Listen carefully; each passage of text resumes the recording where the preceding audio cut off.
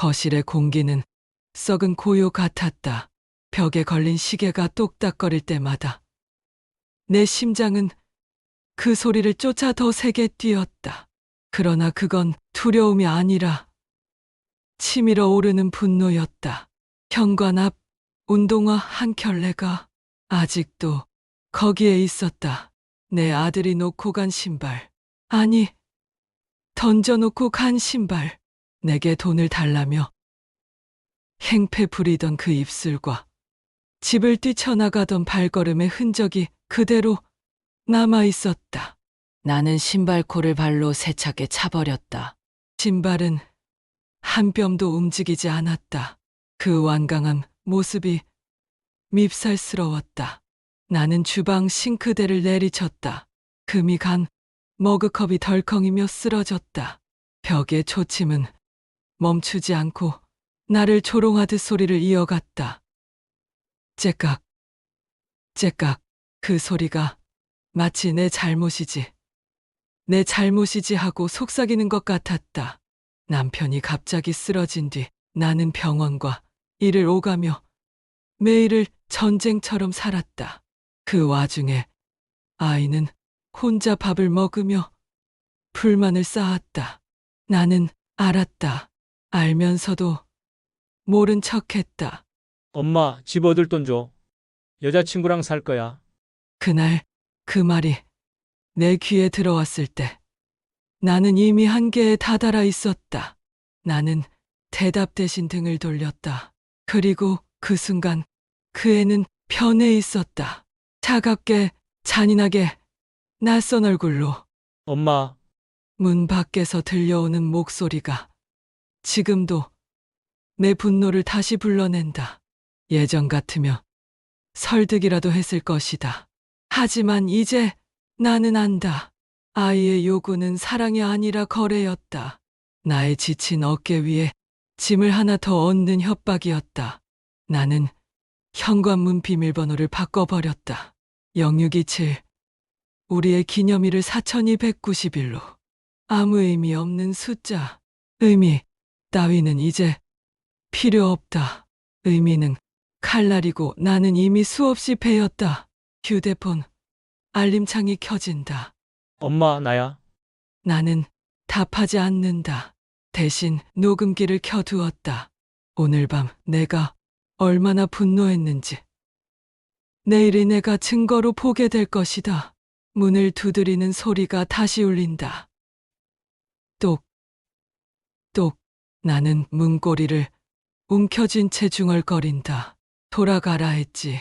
2번은 말 안 한다. 시계 초침이 벽을 가르며 힘차게 소리친다. 째깍, 째깍. 나는 그 소리를 더 크게 듣는다. 분노가 나를 먹어치우는 순간에도 그 소리는 내 편이었다. 남편이 하늘나라로 간 뒤 나는 울몸이 되었다. 그 뒤로 집은 더 이상 안식처가 아니었다. 오히려 전쟁터였다. 아들은 집을 박차고 나간 뒤에도 수없이 전화를 했고 메시지를 남겼다. 하지만 장례식장에는 오지 않았다. 그 빈자리에서 나는 깨달았다. 이 아이는 이제 가족이 아니라 낯선 사람이라는 걸. 그 후부터 아들은 자주 집에 들렸다. 내가 없을 때 반가움은 없었다. 문을 열고 들어온 아들의 눈빛은 이미 다른 목적을 품고 있었다. 그의 시선은 나를 보지 않았다. 대신 장롱, 서랍, 거실장, 남편이 남긴 돈 되는 것들을 처음엔 그냥 무심히 둘러보는 줄 알았다. 하지만 시간이 갈수록 분명해졌다. 그는 집에 올 때마다 무언가를 가져갔다. 작은 물건들로 시작했다. 그러다 점점 값이 나가는 것들이 사라졌다. 금팔찌, 손목시계, 지갑에 있는 현금까지. 나는 알아챘다. 아들이 나를 보러 오는 게 아니라 돈이 되는 것을 훔치러 오는 것이라는 것을. 내가 추궁하며 그는 항상 뻔뻔한 얼굴로 말했다. 내 거잖아. 아빠 것도 엄마 것도 다 내 거 아니야? 그 순간마다 나는 입술을 깨물었다. 내 안의 분노는 불길처럼 치솟았지만 동시에 서러움이 그 불길을 더 키웠다. 나는 보호자가 없는 나이든 여자가 되었고 그마저도 내 아이는 보호자가 되지 못했다. 아니, 보호자가 아니라 도둑이 되었다. 그래서 오늘 나는 현관문 비밀번호를 바꿨다. 0627. 우리의 기념일 대신 4291점. 의미 없는 숫자. 이 문을 열고 들어올 때마다 내 분노가 터져나가는 걸 막기 위해 문 밖에서 발소리가 멈춘다. 나는 손잡이를 움켜쥐고 숨을 고른다. 엄마, 아들의 목소리. 하지만 이제 내겐 그 부름조차 낯설다. 그가 찾는 건 나의 품이 아니라 나의 물건이니까. 나는 문틈에 대고 짧게 말했다. 오늘은 아무것도 가져가지 마라. 2번은 말 안 한다. 초침이 다시 귀를 때린다. 째깍, 째깍. 그 소리는 내 분노와 같은 박자로 뛰고 있었다. 문 앞은 한없이 무거웠다. 나는 문 손잡이를 쥔 채 돌리지 못하고 서 있었다. 밖에서는 분명 발소리가 멈춰 있었다. 그리고 들렸다. 엄마, 그 한마디에 온몸이 굳었다. 그 목소리엔 애틋함도 반가움도 없었다. 대신 계산하는 사람의 톤이 묻어 있었다. 나는 대답하지 않았다. 대신 가슴 안쪽에서 오래된 분노가 불길처럼 피어올랐다. 장례식 날 수십 통의 전화를 했을 때도 그는 오지 않았다. 메시지를 읽고도 답하지 않았다. 그 아이가 차지한 건 빈자리였고 내가 지켜야 했던 건 사람들의 시선뿐이었다. 이제 와서 무슨 낯으로 무슨 이유로 다시 내 문 앞에 선 걸까? 문 밖에서 잠시 침묵이 흘렀다. 그러다 낮고 거친 목소리가 스며들었다. 엄마, 나 그 돈 좀 이야기하려고 왔어. 나는 처음엔 알아듣지 못했다. 무슨 돈? 목소리가 스스로 갈라졌다. 그리고 그 다음 말을 듣는 순간 내 소나귀에 힘이 몰렸다. 아빠 사망보험금. 그거 나도 알아야 할 것 같아. 순간 내 눈앞이 번쩍 어두워졌다. 아빠, 사망보험금. 남편이 평생을 고생하며 남긴 마지막 한 줌의 돈. 그건 내게 단순한 금액이 아니었다. 함께 살아온 시간, 흘린 땀, 고통 끝에 남은 마지막 위로였다. 나에겐 남편의 유산이자 남은 생을 버틸 마지막 기둥이었다. 그런데 아들이라 부른 아이가 이제 와서 그걸 묻는다. 엄마, 얼마 나왔어? 나도 알아야 하잖아. 그 목소리는 배려도 조심스러움도 없었다. 그저 당연한 권리처럼 요구하는 소리였다. 나는 문틈에 대고 낮게 말했다. 네가 오늘 정말 그걸 묻고 싶어서 온 거냐? 문 밖이 조용했다. 하지만 침묵은 곧 답이었다. 그 애는 움직이지 않았다. 나는 천천히 말을 이어갔다. 장례식에도 오지 않았던 내가 오늘 문 앞에서 묻는 게 아빠의 사망보험금이냐? 내 목소리는 낮았지만 칼날 같았다. 내 심장 박동이 귀 안에서 북처럼 울렸다. 손잡이를 잡은 손에 피가 몰리며 금속이 내 손바닥을 찢어버릴 듯 차갑게 느껴졌다. 나는 알았다. 오늘 이 문은 열리지 않는다. 이 문은 이제 절대 열리지 않는다. 문 밖에서 낮은 숨소리가 흘렀다. 그리고 기어이 그 말이 터져 나왔다. 엄마, 나도 자식인데 그 돈 나도 알아야 할 권리가 있잖아. 내 속에서 무언가가 끊어졌다. 권리, 그 애가 말하는 권리는 내 눈물 위에 세워진 것이었다. 남편의 마지막 숨, 내 손을 놓던 순간의 온기, 장례식장의 향내와 빈자리의 서러움, 그 모든 게 합쳐진 것이 사망보험금이었다. 그 돈은 숫자가 아니라 내 삶의 무게였다. 나는 문에 대고 소리쳤다. 내가 무슨 권리로 그걸 묻냐? 아빠, 마지막 가는 길에도 오지 않았던 내가. 전화도 받지 않고 메시지도 무시하던 내가. 문 손잡이가 덜컥거렸다.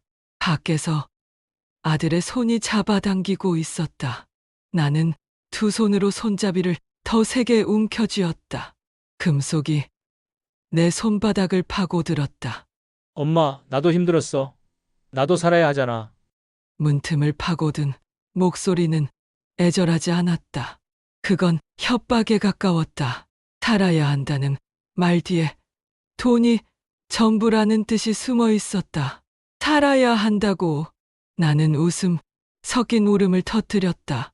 나는 혼자 병원에 가서 보호자 없다는 소리 들으며 살아왔다. 나는 장례식장에서 빈자리를 붙잡고 버텼다. 나는 내가 훔쳐간 통장과 금반지, 현금 다 모른 척하며 살았다.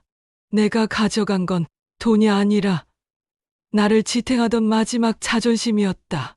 내 목소리가 현관을 때리며 울렸다. 집 안의 가구들이 떨리는 듯했다. 벽에 걸린 시계는 이미 멈춰 있었지만 내 심장의 고동이 초침을 대신했다. 쿵, 쿵, 쿵. 문 밖에서 한숨 섞인 목소리가 새어나왔다. 엄마, 그냥 조금만 줘. 나도 내 인생이 있잖아. 나는 더는 참지 않았다. 내 인생이 그렇게 중요하면 왜 아빠의 죽음에는 눈을 감았냐? 왜 엄마의 삶은 내 인생에서 제외됐냐? 침묵, 문 밖은 조용해졌다. 그 조용함 속에서 나는 결심을 굳혔다. 손잡이에서 손을 뗐다. 그리고 단호하게 말했다. 이 문은 이제 다시 열리지 않는다. 내 말이 끝나자 문틈에서 아주 작게 한숨이 새어나왔다. 그리고 발소리가 멀어졌다. 천천히. 그러나 확실히 계단참 어딘가에서 멈추는 기척. 나는 더는 귀 기울이지 않았다. 거실로 돌아와 벽의 시계를 바라보았다. 초침은 멈췄지만 내 귀 안에서는 여전히 소리가 들렸다. 째깍, 째깍. 그건 내 분노와 같은 박자로 뛰고 있었다. 문 밖은 잠시 고요했다. 나는 문 손잡이에서 손을 뗀 채 귀만 열어두고 있었다. 그리고 그 고요를 찢는 목소리가 들렸다. 엄마, 솔직히 말할게. 나는 부모가 필요한 게 아니야. 돈이 필요해. 그게 다야. 내 안에서 무언가가 무너져 내렸다. 나는 이미 알고 있었다. 그 애가 내 문 앞에 서는 이유는 나라는 사람이 아니라 얘가 쥐고 있는 돈 때문이라는 걸. 하지만 직접 그 말을 듣는 순간 내 가슴은 돌덩이로 짓눌렸다. 문 손잡이가 다시 덜컥거렸다. 아들의 숨이 거칠게 몰아쳤다. 엄마, 차라리 빨리 죽어. 그래야 내가 그 돈이라도 받지. 지금은 내가 아무것도 없잖아. 순간 내 온몸이 얼어붙었다. 머리끝에서 발끝까지 피가 거꾸로 솟구치는 듯했다. 아들이라는 이름으로 부른 존재가 내 앞에서 내 죽음을 바라고 있었다. 남편을 잃은 상실 뒤에 남은 유일한 인연마저 이제는 칼날로 나를 겨누고 있었다. 나는 문에 이마를 기댔다. 차가운 나무결이 이마를 식혔다. 하지만 내 심장은 오히려 더 뜨겁게 뛰었다. 분노와 슬픔, 배신과 허무가 한꺼번에 밀려와 숨조차 막혔다. 문 밖에서는 발소리가 거칠게 움직였다. 마치 문을 걷어 찰 듯한 힘이 느껴졌다가 곧 멀어졌다. 계단을 내려가는 소리. 아들의 발걸음은 한 번도 멈추지 않고 아래로 내려갔다. 그리고 사라졌다. 남은 건 고요였다. 하지만 그 고요는 평화가 아니라 폐허였다. 아들이 떠난 뒤 집은 유리 조각이 흩어진 것처럼 차갑게 가라앉았다. 나는 문 앞에 한동안 서 있었다. 손끝이 여전히 덜덜 떨렸고 귀에는 방금 전 말이 메아리 쳤다. 차라리 빨리 죽어라. 아들이 내뱉고 간 그 문장은 벼락 같았다. 나는 이미 수없이 상처받아 왔지만 이번만큼은 내 뼛속까지 무너져 내렸다. 그럼에도 그 말이 지나가고 나자 오히려 맑아졌다. 그 애는 결국 부모를 원한 게 아니었다. 돈만 원했다. 나는 식탁에 앉아 두 손을 포개 무릎 위에 올리고 오래 숨을 골랐다. 그 애가 원하는 건 내 죽음이고 내 죽음 뒤에 남을 돈이다. 그렇다면 나는 선택해야 한다. 남편의 마지막 숨이 담긴 돈을 어디에 두어야 하는지 천천히 그러나 단호하게 결심이 서기 시작했다. 아들에게는 주지 않는다. 남편이 고생 끝에 남기는 적을 욕망이 소나기에 던져줄 수는 없다. 나는 눈을 들어 집안을 바라봤다. 장롱, 서랍, 금고, 그리고 남편의 사진. 그 모든 것이 남편의 목소리가 겹쳐졌다. 내가 지켜. 나는 고개를 끄덕였다. 그래, 지킬게. 그리고 돌려줄게. 필요로 하는 세상에 머릿속으로 기부처가 떠올랐다. 병원 호스피스 병동. 외롭게 자라는 아이들. 노년으로 버티는 사람들. 나 같은 사람들이 가득한 세상. 내가 끝내 다가가주지 못했던 이웃들. 그곳에 두겠다고 마음으로 서약했다. 내 손끝이 종이를 찾아 펜을 쥐었다. 흰 여백 위에 글자를 눌러 적었다. 남은 돈은 사회에 기부한다. 남편의 이름으로 그리고 나의 이름으로. 글씨가 종이에 박히는 순간 분노는 조금 누그러졌다. 이제는 울분이 아니라 결심이 나를 지탱했다. 아들이 가져가려는 손길은 닫혔고 세상을 향한 문은 열렸다. 나는 남편 사진 앞에 작은 촛불을 하나 켰다. 불꽃이 잔잔히 흔들렸다. 그 불빛을 바라보며 속으로 말했다. 여보, 내가 마지막까지 우리를 지켜. 그 아이는 이미 멀어졌지만 당신의 이름은 더 멀리 남게 할 거야. 촛불은 꺼지지 않았다. 나는 자리에서 일어나 현관으로 갔다. 문과 나 사이의 공기층에 손바닥을 댔다. 두께가 있었다.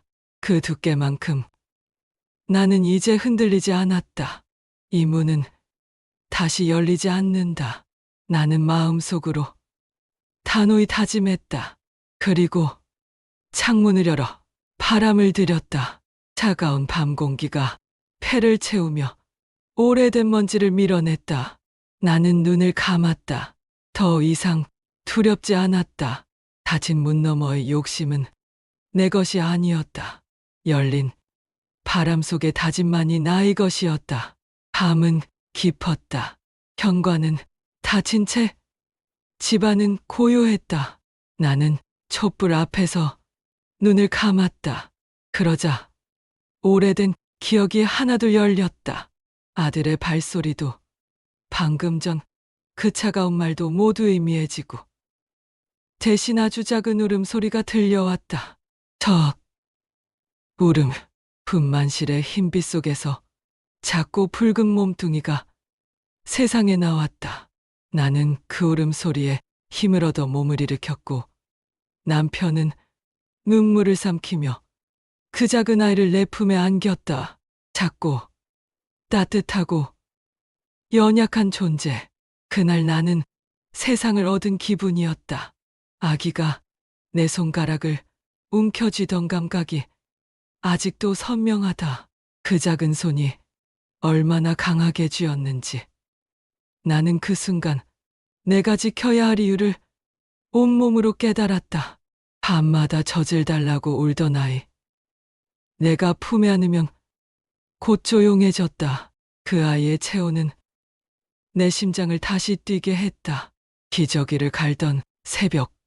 남편과 눈을 마주치며 웃곤 했다. 이 녀석은 엄마 껌딱지네. 남편이 그렇게 말하곤 했다. 나는 웃으며 대답했다. 괜찮아.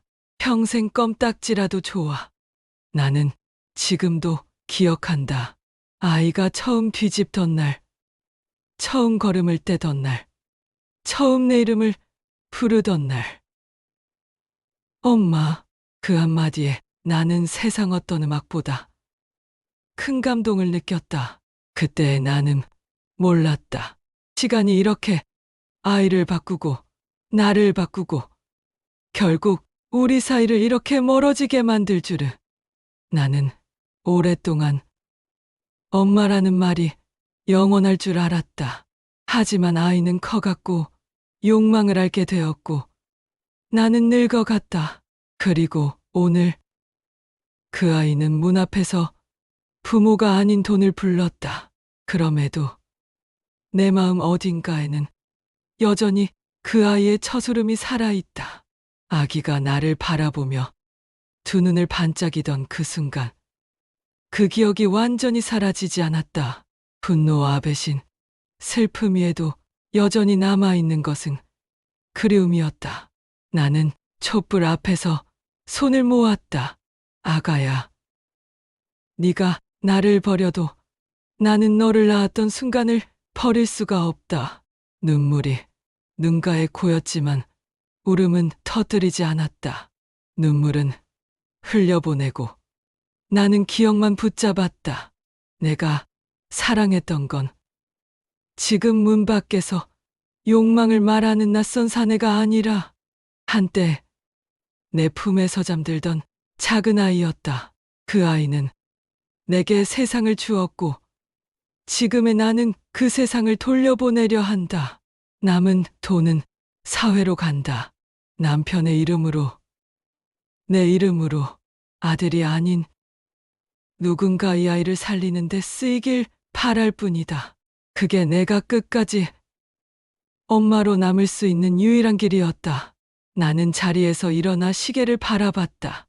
초침은 멈춰 있었다. 그러나 내 귀 안에서는 여전히 그 소리가 울렸다. 째깍, 째깍. 그건 죽음의 소리가 아니었다. 내게 주어진 마지막 시간의 박동이었다. 나는 불을 끄지 않았다. 촛불이 흔들리는 빛을 벽에 새겼다. 그 빛은 울음처럼 떨렸지만 꺼지지 않았다. 그리고 속으로 마지막으로 중얼거렸다. 이 문은 이제 다시 열리지 않을 것이다. 하지만 내 마음속 그 아이의 웃음만은 닫히지 않는다. 눈을 감자 시계 초침 소리만이 방안을 채웠다. 째깍째깍. 촛불은 아직 꺼지지 않았다. 불꽃은 울음처럼 떨렸지만 꺼지지 않았다. 나는 남편의 사진 앞에서 마지막으로 속삭였다. 여보, 나는 당신의 이름으로 남은 돈을 세상에 돌릴 거야. 하지만 나는 여전히 흔들린다. 그 순간 내 마음속에서 오래된 울음소리가 다시 들려왔다. 아들이 태어나던 날, 세상을 처음 본 그 눈빛, 내 손가락을 꼭 잡고 놓지 않던 그 작은 손, 그 기억은 아직 내 안에 남아 있었다. 그래서 나는 완전히 닫히지도, 완전히 열리지도 못한 채 서 있었다. 나는 천천히 시선을 들어 마치 누군가를 응시하듯 말을 이어갔다. 여러분, 나는 선택을 할 수가 없습니다. 내가 세상을 다 아는 날, 내가 모은 이 재산을 그래도 아들에게 주어야 할까요? 아니면 제가 결심한 대로 세상에 돌려야 할까요? 목소리가 떨렸다. 하지만 끝까지 말했다. 저는 아직 답을 내리지 못했습니다. 촛불이 바람에 작게 흔들렸다. 벽의 시계는 멈춰 있었지만 내 귀에는 초침 소리만이 울렸다. 째깍째깍. 그 소리와 함께 화면은 서서히 잠겨갔다. 작은 구독 하나가 제게 큰 힘이 됩니다. 감사합니다.